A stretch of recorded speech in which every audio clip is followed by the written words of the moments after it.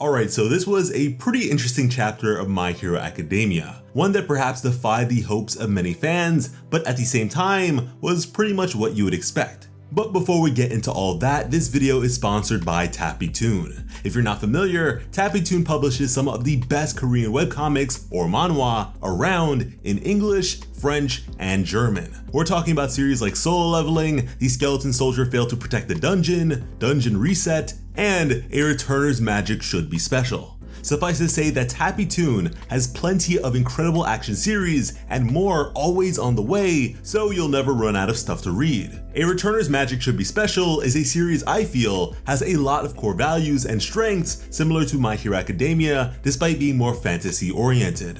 The characters are all really likable, and there's even a really interesting Class A versus Class B conflict. You can read this series and hundreds more for free with the time till free option or by watching ads. And this is really great because TappyToon works directly with creators, allowing you to actually support the industry and official releases. We read a whole lot of manhwa in our free time, and TappyToon is the perfect platform to do just that. So be sure to check it out by using the link in the description and at the top of the comments. Thanks again to our friends at TappyToon, but now let's get back into the video. So with the previous chapter, we had the members of Class 1A convene and discuss the current status of their friend Deku a few days after his departure. The top 3 heroes were quite clearly avoiding them, something that only increased their suspicions that they were working with Deku out in the field.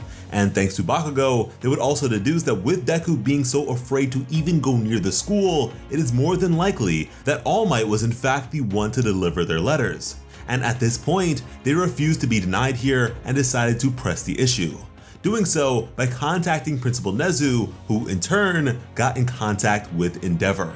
An opportunity these students would certainly capitalize on, as Shoto would make his frustrations with his father known, as they were supposed to stop his brother Toya together. But thus far, there hasn't exactly been any action to back up those words. He then also asked his father directly if he was working with Deku, a question Endeavor would not answer, but that silence pretty much told them everything they needed to know. Bakugo would admit that this plan was a sound one, but not if someone like Deku is involved because he is downright crazy. He is selfless to a fault and prioritizes others way more than he does himself. And it is this same mentality that All Might held on to as a symbol of peace. And so at that, there was no way he of all people could ever stop Deku. What was incredibly accurate. As far as Bakugo was concerned, these two of all people could not be left to their own devices. Beyond this, the kids would get a hold of Endeavor's GPS tracker and declared that as Deku's friends, they could not possibly look forward to the future, knowing that he was out there walking along this path by his lonesome. Furthermore, Principal Nezu would make it clear that Deku was allowed to return to UA thanks to the special UA barrier security system they had fortified oh so long ago, now telling them to do what they needed to do to bring him back. And so in the present, Deku was faced by all of his friends who, despite being told that he was fine, still of course intended to bring him back. But this wasn't something that he would allow, and so they were at odds. But even still, Class 1A was prepared for this, however, which takes us to this latest chapter. They knew that someone like Deku would never stop once he sets his mind on something. What is your typical shonen main character syndrome? Now Bakugo would mention that he had heard Deku has the quirks of the 4th to the 6th users, and he would also speak of how Deku looks completely different now.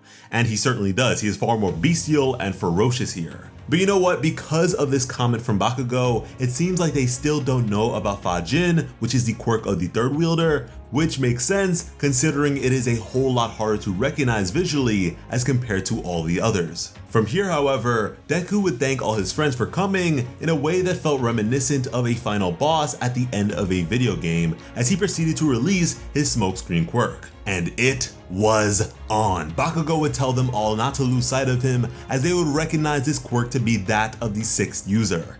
A bit of information they more than likely garnered by way of Bakugo's explanation as someone once in the know about all of these things. And in response to Smokescreen, Bakugo would place his gauntlets downwards and release a sweeping concussive force which cleared it all rather quickly.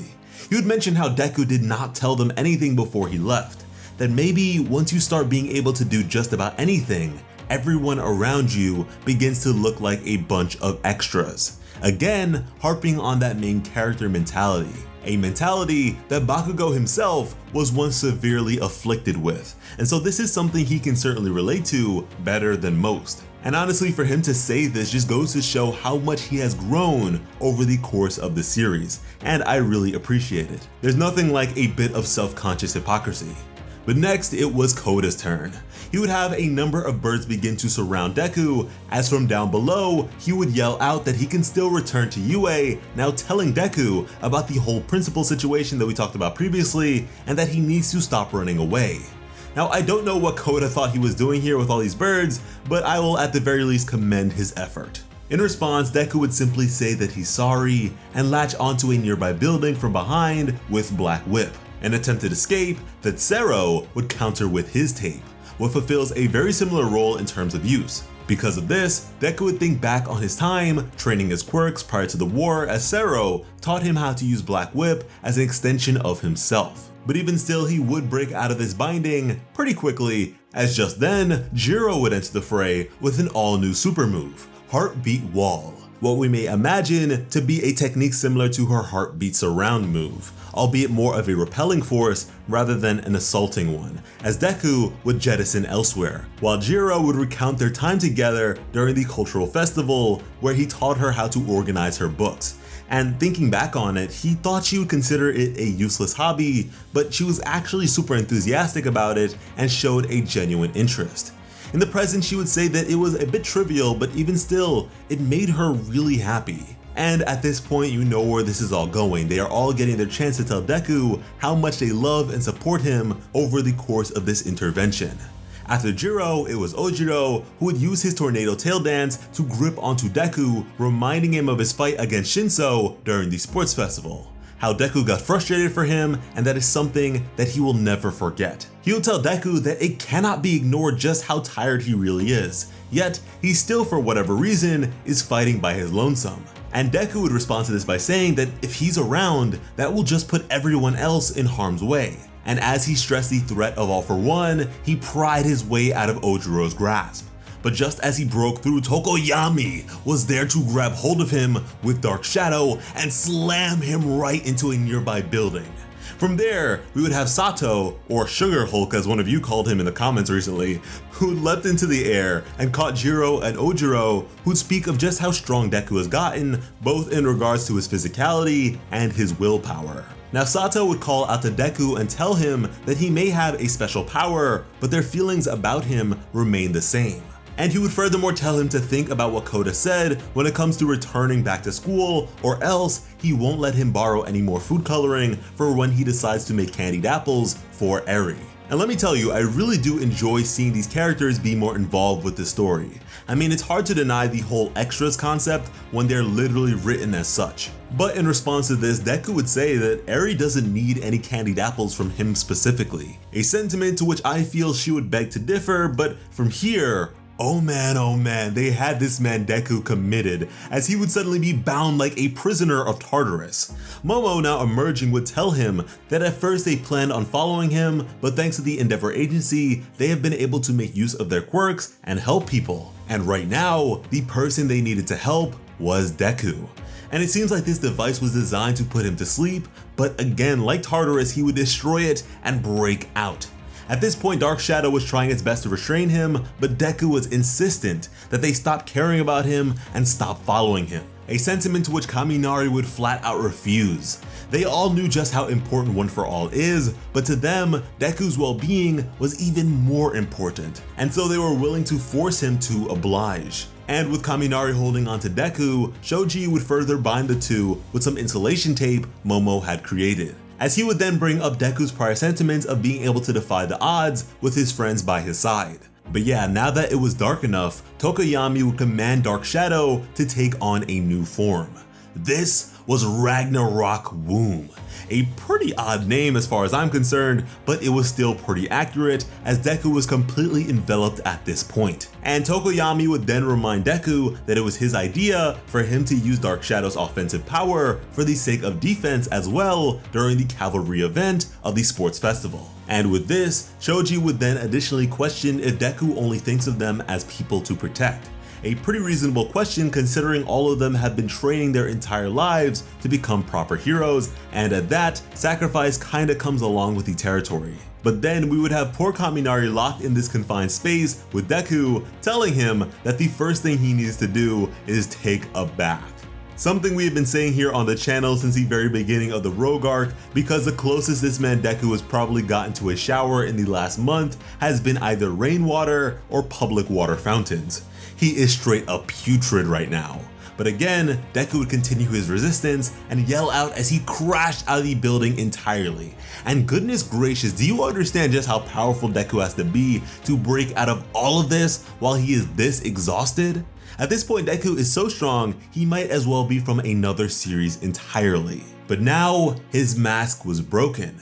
And in being honest with himself, he knew everyone was worried about him from the bottom of their hearts. But at the same time, they were all straight up oblivious to the looming danger that comes along with being around him. As now crying and gritting his teeth, he would beg them all to get away from him, now swearing that he was fine as he closed his eyes. And right now, it is all too clear that Deku's stance on his quirk being a blessing has shifted severely.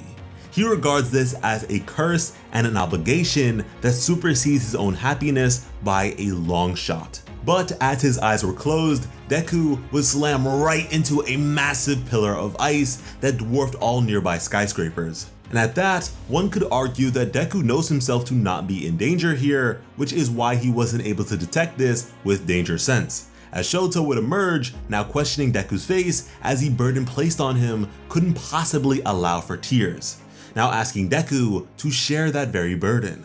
And we would then have Sue, who from a nearby building refused to let Deku go. She was at this point now far stronger emotionally than she was when they went to save Bakugo oh so long ago, and was prepared to support her friends. She would express that he is important to them all, and that when he is scared, he should be allowed to shake in fear, and when things are tough, he should be allowed to cry, as it is those sorts of things that make a truly admirable hero. And they refused to let him go through this all alone anymore. And that was the chapter. And alright, real talk. This was far from an all-out battle of Deku versus his classmates, but more like a bunch of toddlers trying to pin down a professional football player after a tiresome game. Truly, if Deku decided to actually throw a punch here, he would fold his entire class like a bunch of lawn chairs at the end of a cookout. He is just that damn strong, and at that, I can certainly see why he feels so strongly about all this. They really can't hang, they are not in the same league at all. And with My Hero Academia being as simple as it is in regards to powers and such, I truly wonder how they will be able to remedy this divide, if at all. And if you're thinking that Shoto and Bakugo can pick up the slack when it comes to that sort of thing, just know that a fully rested Deku could easily beat the brakes off of the #1 hero Endeavor, and there's actually no debate to be had there. So far, it still doesn't look like they've been able to make any physical progress when it comes to stopping him, but they are certainly making an emotional breakthrough, so we'll just have to see how far that goes. And with the next half of this situation, I'm expecting to see more from Mina, Oyama, Sue, Ida, Invisible Girl, Mineta, Kirishima, and Uraraka, pretty much the rest of the class, so we are only just getting started. And if you want to be here for all of that, be sure to subscribe to Plot Armor with notifications on, and leave us your thoughts on everything in the comments and over on Twitter and Instagram at PlotArmorYT. And don't forget to use the link in the description and at the top of the comments to check out Tappy Toon, the best place to read the greatest Korean webcomics. Beyond action, they have romance, comedy, slice of life, and so much more. And after you check out A Returner's Magic Should Be Special, let us know on Instagram and Twitter how you guys feel about the series, as we can talk about it over there. Thanks again to Tappy Toon for sponsoring this video. And remember, when it comes to bringing you some of the best My Hero Academia content on the platform, Plot Armor has you covered. As always, I'm Sliceable Otaku. Thank you all so much for watching and have an awesome day. I love you.